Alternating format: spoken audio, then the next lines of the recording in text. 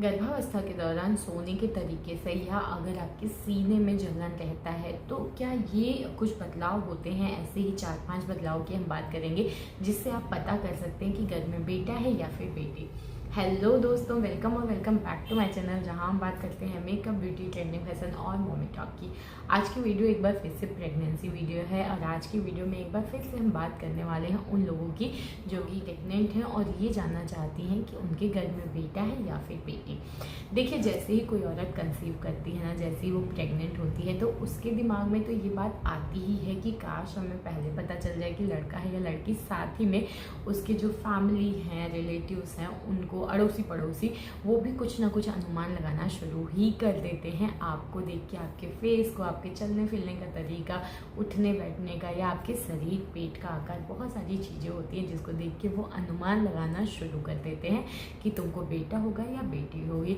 तो आज हम उन्हीं के आधार या उन्हीं के अनुभवों की बात करने वाले हैं, उन्हीं सिम्टम्स की बात करने वाले हैं जिसको हमारे बड़े बुजुर्ग, जब हमारे पास अल्ट्रासाउंड का फैसिलिटीज़ नहीं हुआ करती थी, इतना मेडिकल फैसिलिटीज़ नहीं होती थी, तब भी तो लोग पता करते थे ना कि घर में बेटा है या बेटी, वो अनुमान लगाते थे। ये बात भी सही है, ये 100% सटीक तरीका नहीं होता है क्योंकि 100% सटीक तरीका सिर्फ और सिर्फ अल्ट्रासाउंड है। लेकिन अल्ट्रासाउंड हमारे देश में बैन है और हम सबको पता है कि अगर आप लिंग परीक्षण के लिए अल्ट्रासाउंड कराते हैं तो आपको, आपके हॉस्पिटल को और आपके डॉक्टर को सजा हो सकती है।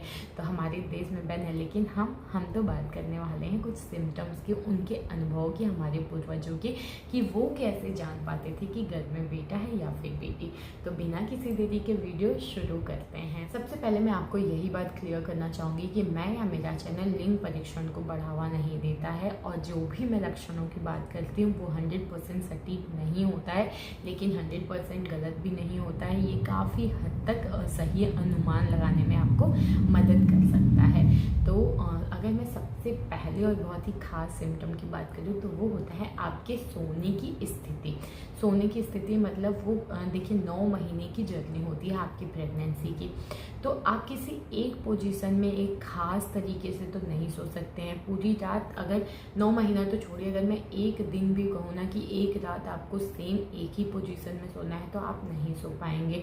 आप दाएं बाएं करवट लेंगे, पीठ के बगल भी सोएंगे। हाँ, जैसे जैसे प्रेगनेंसी आगे बढ़ती है, जब पेट आपका निकलता है, बेबी ग्रो करता है, तो पीठ के बगल वैसे सोना भी कंफर्टेबल नहीं होता है और सोना भी नहीं चाहिए क्योंकि उससे आपके बच्चे को ऑक्सीजन प्रॉपर नहीं मिलता। ऑक्सीजन नहीं मिलेगा तो बच्चे का ग्रोथ नहीं हो पाएगा। तो खैर, आपके सोने के तरीके से भी आप पता कर सकते हैं कि आप सोते हैं तो किस पोजीशन में आपको बहुत ज़्यादा कंफर्टेबल फील होता है। या तो आप दाएं करवट लेके सोएंगे या आप बाएं करवट लेके सोएंगे।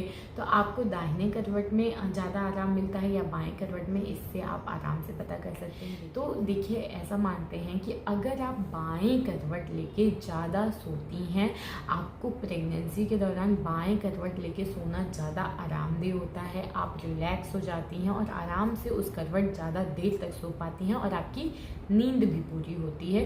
तो कहते हैं ये एक लड़का होने की तरफ इशारा करता है। वहीं अगर आप दाहिने करवट ज़्यादा सोती हैं, दाहिने करवट सोना आपको ज़्यादा रिलैक्स देता है, आराम महसूस करती हैं, तो ये एक लड़की होने की तरफ इशारा करता है।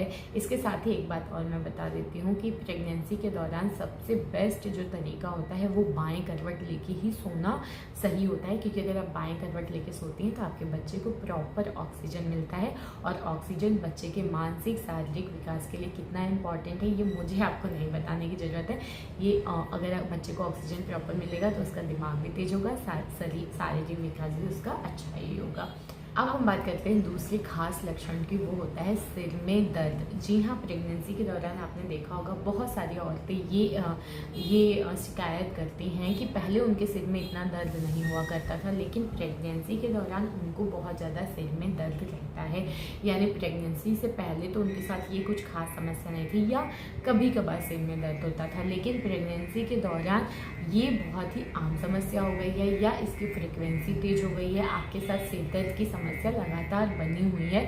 लगातार बनी का मतलब नहीं है कि 2-4 दिन तक लगातार चल रहा है, आज हुई फिर कल हो गई फिर परसों हो गई 2 दिन में हो गई, तो एक फ्रिक्वेंसी उसकी बनी हुई है।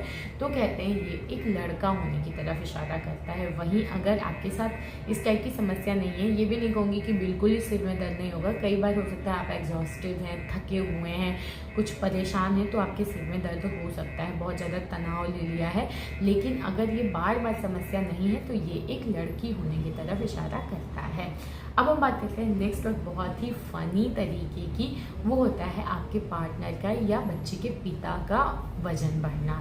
या क्या होता है मतलब, हाँ, आपके पार्टनर का या आपके फिर से या मीन्स बच्चे के पिता का वज़न बढ़ना।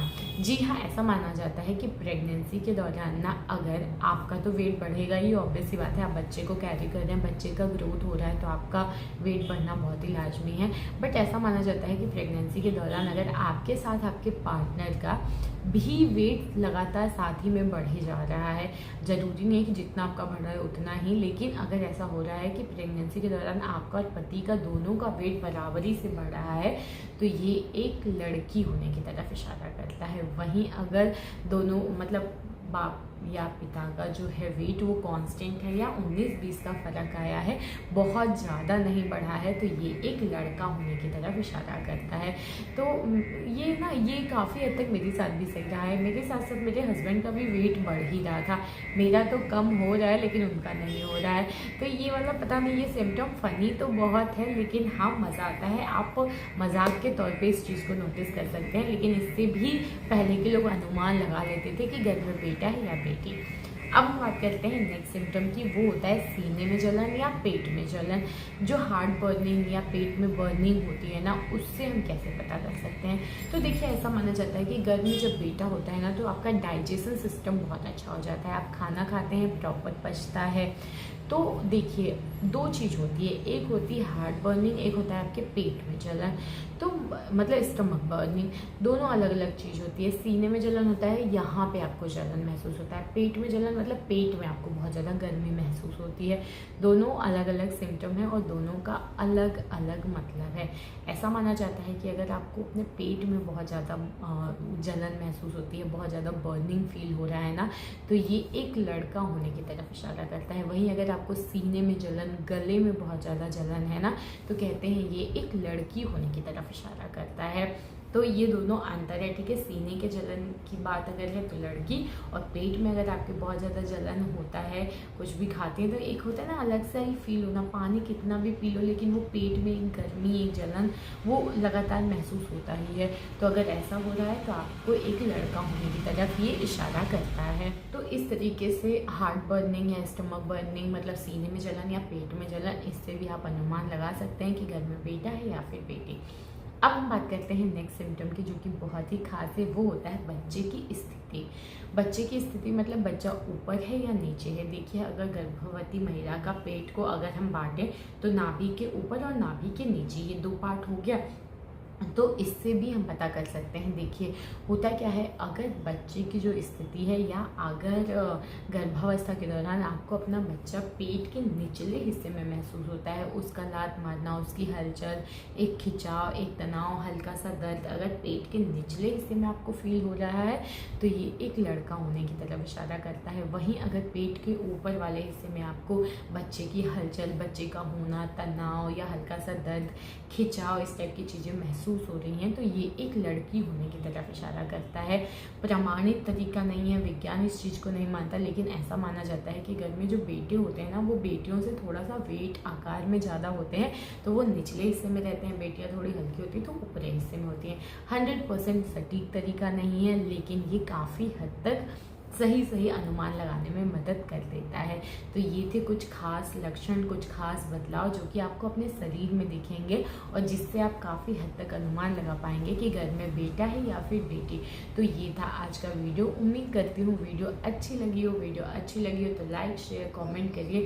चैनल को प्लीज़ सब्सक्राइब कर लीजिए। मिलते हैं नेक्स्ट वीडियो में, तब तक के लिए बाय।